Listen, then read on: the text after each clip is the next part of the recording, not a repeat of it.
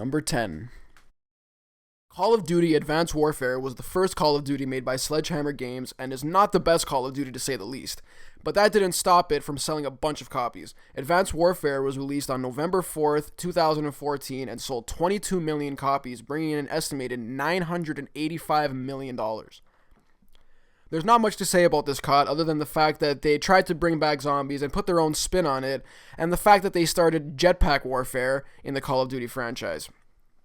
Most COD fans say this was Call of Duty's lowest point in terms of gameplay.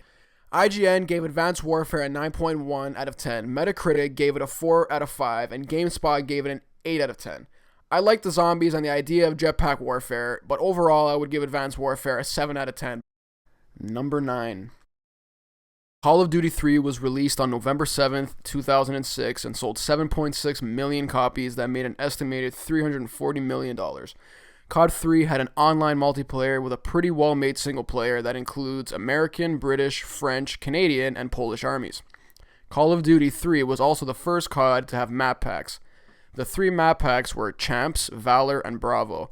Champs was a free DLC and was released on January 11th and was a single online map.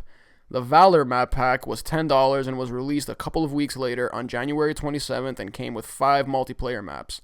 The final map pack, Bravo, also came with 5 multiplayer maps for $10, but the prices were later dropped to $5 for both Valor and Bravo.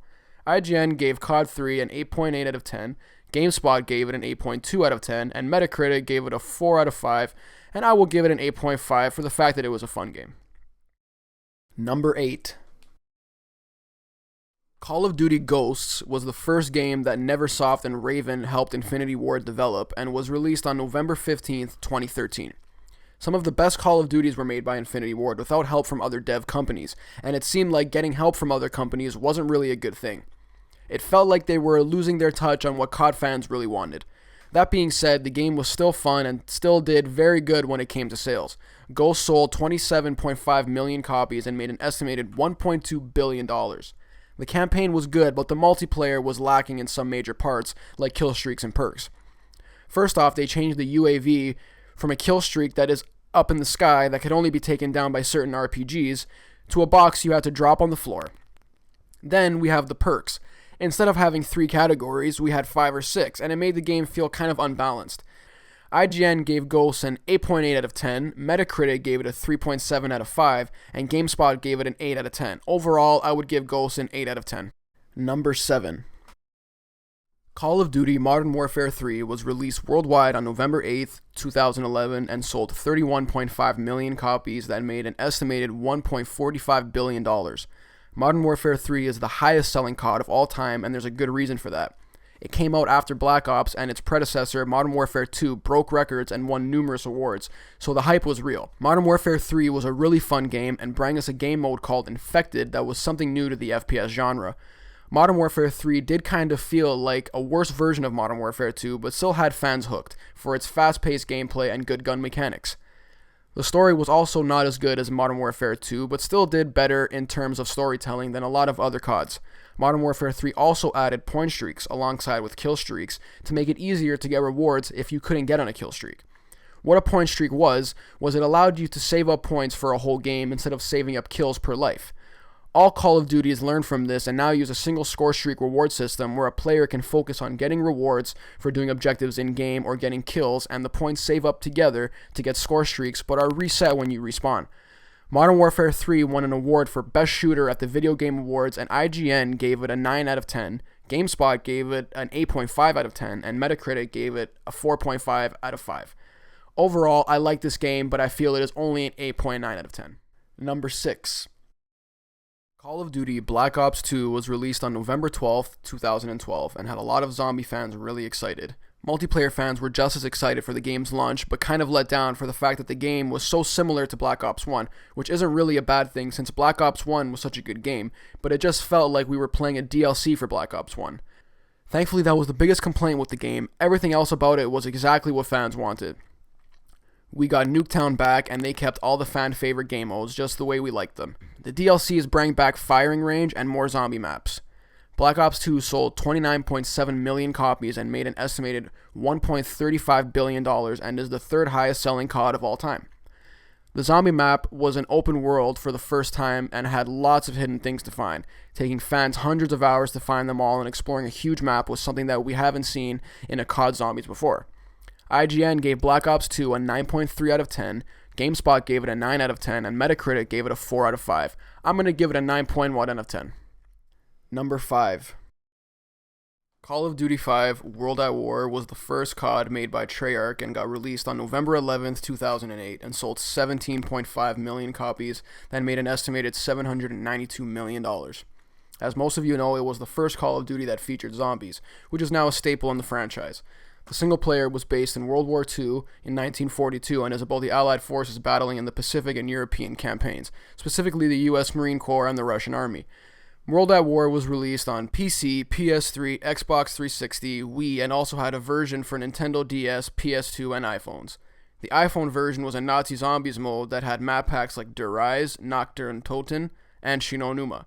It also became the third fastest selling video game in the UK, behind Grand Theft Auto 4 and Grand Theft Auto San Andreas.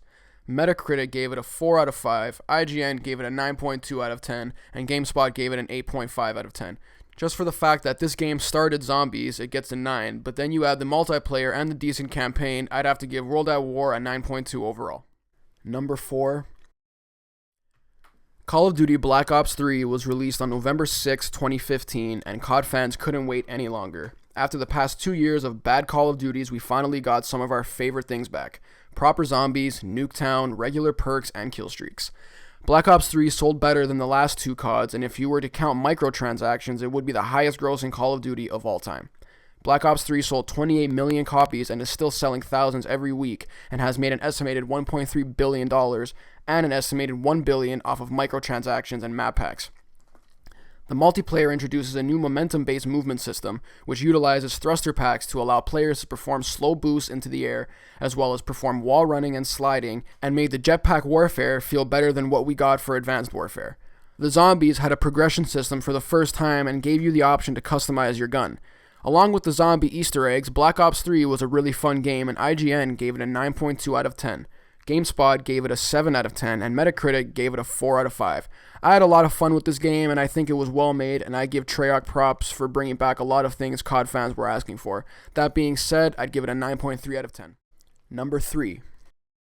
Call of Duty Modern Warfare, also known as COD 4, was Infinity Ward's first time making a Call of Duty. COD 4 got released on November 5th, 2007, and sold 18.2 million copies and made an estimated $821 million. This was the first Call of Duty to have kill streaks, and also the first to have perks.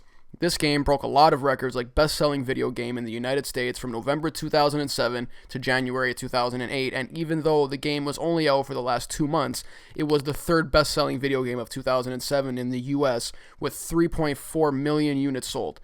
It won Best Graphics, Best PS3 Game at E3 08, and won Game of the Year in 2007.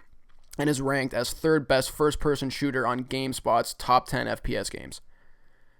It was well known for its multiplayer, but is also just as known for its single-player campaign, which takes place in Russia and the US and Middle East. It is based on a civil war between the Russian government and ultranationalists who seek to restore Russia to its Soviet-era glory. IGN gave Modern Warfare a 9.4 out of 10, GameSpot gave it a 7 out of 10, and Metacritic gave it a 4.5 out of 5. Overall, I would give it a 9.5 for the start of so many things that we love in Call of Duties today, like kill streaks and perks and the modern-day shooter we've all grown to love. Number 2. Call of Duty Black Ops was released on November 9th, 2010, and is the second highest selling COD, moving 31 million copies worldwide and making an estimated $1.4 billion. Black Ops 1 pretty much had everything Modern Warfare 2 did, but had a different feel to it that made it fun in its own way. This was the first time fans got introduced to Nuketown, the map where someone could get 300 kills in a single game. Black Ops had a spawn trap problem, but for players that had a big team of people, it just made the game really easy to dominate. Black Ops Zombies started off with Kino der Toten, which is one of my favorite zombies maps, and we later got Moon, another one of my favorites. The second map pack came with a map called 5, where you played as John F. Kennedy, Richard Nixon, Robert McNamara, and Fidel Castro in the Pentagon as it gets swarmed by zombies, and was a really cool idea. The campaign was also one of my favorites. You play a Special Forces operative during the Cold War in the 1960s and has a lot of unique missions. IGN gave Black Ops a 9.2 out of 10, GameSpot gave it a 9 out of 10, and Metacritic gave it a 4.5 out of 5. This is such a good game and deserves 9.6 out of 10 in my opinion. Number 1. Call of Duty Modern Warfare 2 is arguably the best Call of Duty. Modern Warfare 2 was Infinity Ward's second Call of Duty and is my personal favorite. Modern Warfare 2 sold 26 million copies and made an estimated $1.1 billion. This was the first COD to generate over $1 billion, and that's not the only record it broke. Modern Warfare 2 won Best Shooter and Multiplayer Game of the Year at the Video Game Awards and has high rating all over the internet. Game Radar gave it a 10 out of 10 and Game Trailers gave it a 9.5 out of 10. The total revenue from first day sales was $310 million, making Modern Warfare 2 the biggest entertainment launch in history at the time. Activision also claims that Modern Warfare 2 had 8 million players within the first week, with 25 million unique players after its hype ended, making it the biggest fan base in video game history. Modern Warfare 2 was the first Call of Duty that had the kill streak called Nuke that could only be used if a player was able to get a 25 kill streak. And once a nuke was acquired, a player was able to arm the nuke and end the game. Modern Warfare 2 also had a lot of unique single-player missions, one of the most popular being No Russian, which was a mission where you went undercover as a Russian terrorist and had to kill innocent people in an airport, earning the game a lot of bad publicity. IGN gave Modern Warfare 2 a 9.5 out of 10, GameSpot gave it an 8.5 out of 10, and Metacritic gave it a 4.5 out of 5. Overall, I would give it a 9.9 out of 10 for being one of the best experiences I've had on a first-person shooter since the Counter-Strike and Half-Life days.